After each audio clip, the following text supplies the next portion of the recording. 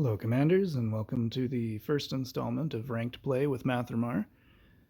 I am going to be rolling with what some people call the Titan or Hero or Squad build. I have some very powerful units that are small in number as far as the unit count. I also have lower level units than a lot of the people that I'm up against right now. You'll notice that most of what I have, all of what I have, is levels 8, 9, and 10. So I've got 2 sets of VCs with both Thunder Power Stones at level 8. And as far as I know, I'm the only person running 2 sets of VCs. There may be other people, but I haven't encountered them. I seem to be the only one that's got 2 sets of them. The Paladin, we've got Thunder Shield and regular damage. Monster Hunter, Thunder Shield, regular damage.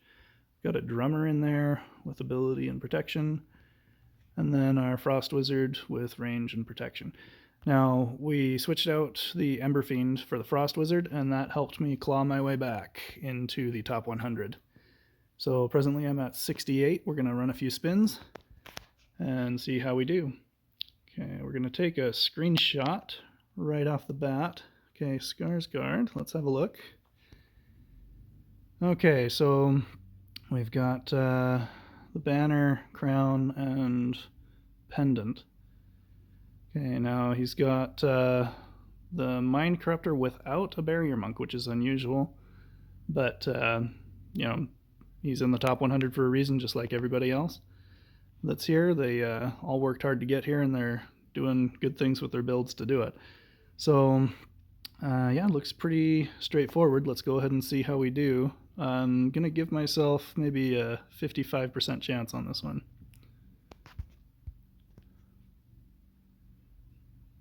Oh, no, there is a Barrier Monk in there. That's a combo that you will see all the time. It's just the Mind Corruptor Snow Globe. You've got Mind Corruptor right in the big middle of the Barrier Monk's bubble. And you just gotta hope that you can get to it in time before Frenzy pops. So far so good. I've lost my Frost Wizard, so those Thorn Guards are going to shred me. If my Frost Wizard was alive, I would have just demolished those Thorn Guards a long time ago. Still managed to pull it off, though. So that was exciting. Alright, let's run another one, see how we do. Okay, Corvus. Let's take a quick peek at this before we get too far in. Okay, oops, let's go back. So we've got sort of a semi-corner build with some distractions off to the bottom. The Draining Spirit is meant to tag on and have people run all the way down there on the map, and that'll deplete whoever they're up against. I can't really see what's behind his pendant, but he's got Banner, Skull of the Necrolord, and Pendant. So I'm guessing he's got the Thunder Strike on his catapult, which is gonna hit pretty hard. I think I've got this one. So let's go ahead and see how we do.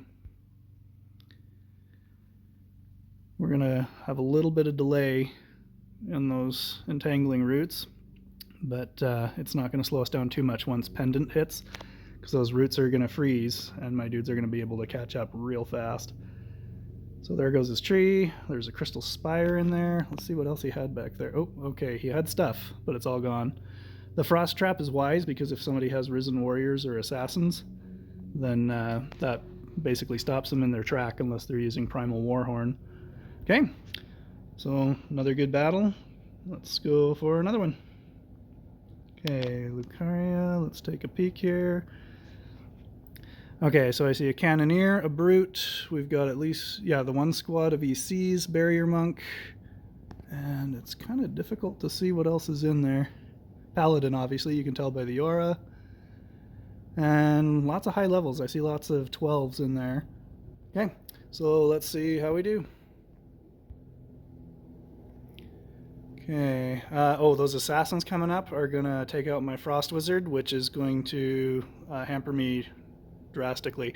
With the Frost Wizard, you can hit the Battle Drummer, which takes his aura out and enables you to shred their dudes pretty fast.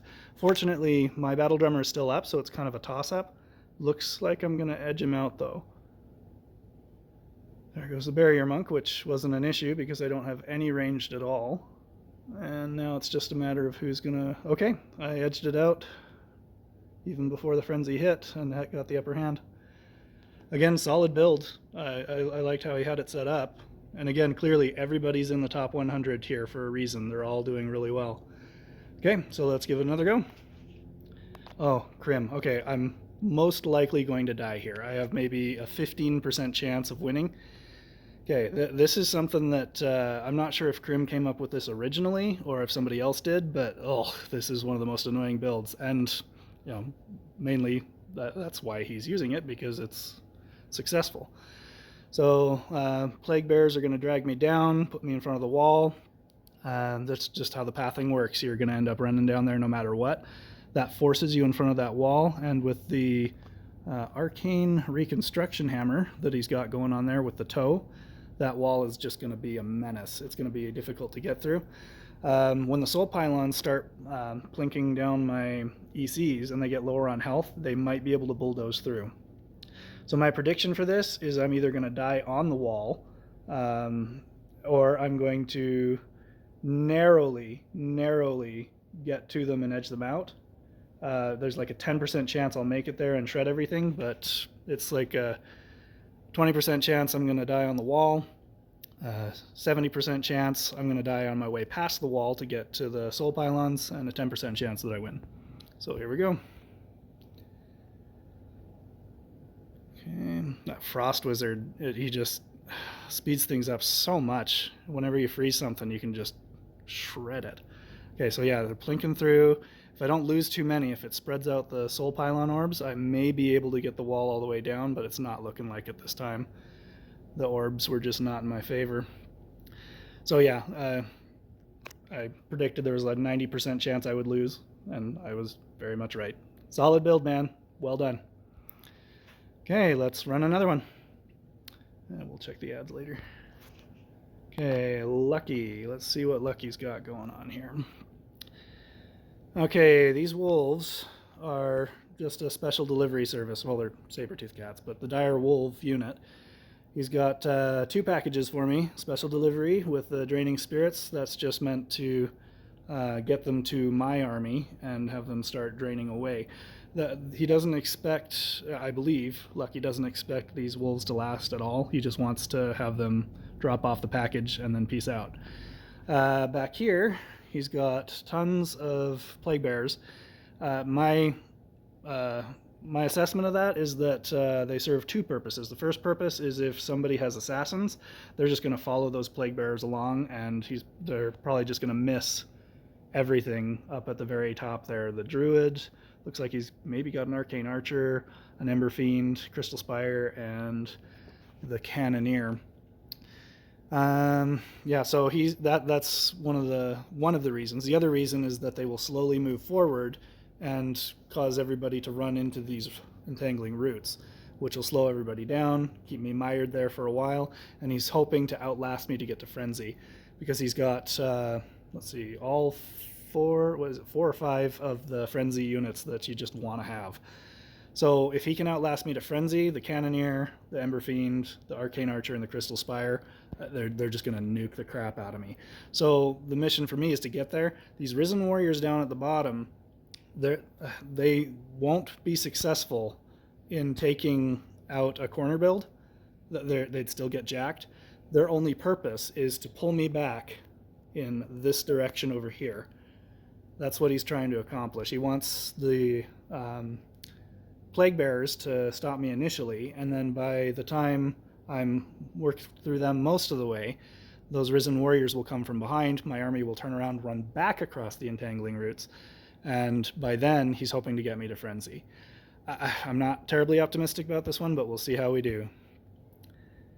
I mean, if I can get there before the risen warriors pull me back the other way, and hopefully, oops, retry. What's going on, Wi-Fi? Come on, you know better than this. There we go. Okay, looks like we've got a decent shot at getting there, but running down to that arcane archer down at the bottom, once frenzy hits, I'm not optimistic. Oh, clever. See, now I'm running back across into the roots, and I'm gonna die. Those two draining spirits got me. So very well done. A terrain-oriented build. You just play ping pong back and forth across the entangling roots, and you're toast. So obviously there are some builds that can beat it, but mine was not designed for that. Okay, let's run another couple and see how we do. Okay, bonjour. Let's take a peek here. Okay, those thorn guards up front, I'm not as concerned about as I used to be. The Ember Fiend isn't as ideal as the Frost Wizard for taking those down. They will go down fast, but I'll still be taking the full damage if I had the Ember Fiend. Since I have the Frost Wizard, it basically nullifies their Thorns Aura, or whatever you call it, taking damage when you hit them. Also, I don't think I see a Barrier Monk in there.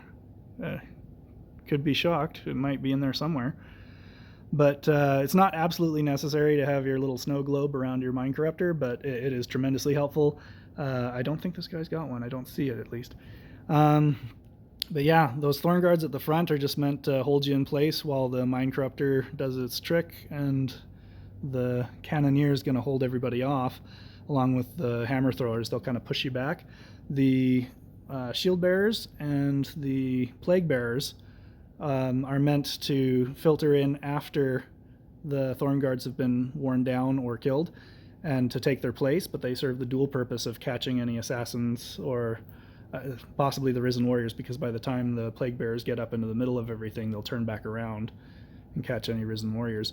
I'm not sure if there's anything hidden behind the tree, but it looks like that's what we've got. Very solid build, obviously. Again, everybody's here for a reason. So let's see how we do. I think I'm going to have this one just because of my Frost Wizard is going to be able to shred through those Thorn Guards. So let's give it a go. Boom, boom, boom. Down they go. I took hardly any damage. That's going to get me right through there. Now, you'll notice with the Eternal Champions, here, let's get in there a little bit. With the Eternal Champions, they will turn over quicker to the Mind Corruptor's influence early on, but later they gain a resilience to it. As their health goes down, their reduction even to the Mind Corruptor goes down. So yeah, solid build, but again, you can't win them all. That person's clearly winning against 50% of the people that they're up against right now, and mine just happened to be a build that seemed to do well overcoming that with the Frost Wizard. Okay, let's do one more just for fun and see how we do. So far we're having pretty decent success. Okay, player 101. Now lots of high level units here, lots of level 12s. I don't see anything below level 12. Okay, so again, you've got some shield bearers in the back. Those act to catch assassins and pull them along to guard against all the other squishy stuff up there. We've got a Mind Corruptor. I think that's a Barrier Monk right behind it. And then I think I see an Arcane Archer up above the Mind Corruptor. So very similar builds to the one we just had. Again, I think I've got this one just because the Frost Wizard's going to negate those Thorn Guards up in the front, and I'm just going to plow right through. These can go wrong sometimes, just depending on who gets mind controlled, but I think I've got maybe an 80% chance of getting this without much trouble. Okay, zoop, zoop. Goodbye, Thorn Guards. And just keep mowing through. A little steamroller build. And again, the build I'm using, I've heard a lot of people call it a Titan build. I've heard people call it a hero build. I've been calling it the squad. But you know, those are just kind of the names that you get for those builds, kind of oriented around the Paladin, Drummer, Monster Hunter EC. And then they'll throw in either like a Mind Corruptor, a Frost Wizard, an Ember Fiend, just whatever you want to use. So there you go. There's some top 100 fights. Hopefully you're able to learn some things, help to improve your strategy. I'm certainly learning tons from this. If you guys have any questions, let me know in the comments. I will do my best to respond to them. Please like, subscribe, all that jazz, and help me build my channel. We'll do some more of this as time goes on, and we'll have some more commentary and see if we can help people improve their strategy and learn from some of the best people out there, because these guys are pretty stout. They've got some great builds, lots we can learn from them, and hopefully you'll learn a little bit from me too. I'm doing my best to provide you guys with some excellent content here to help improve your game. All right, like, subscribe, hit that notification bell, and we will see you next time.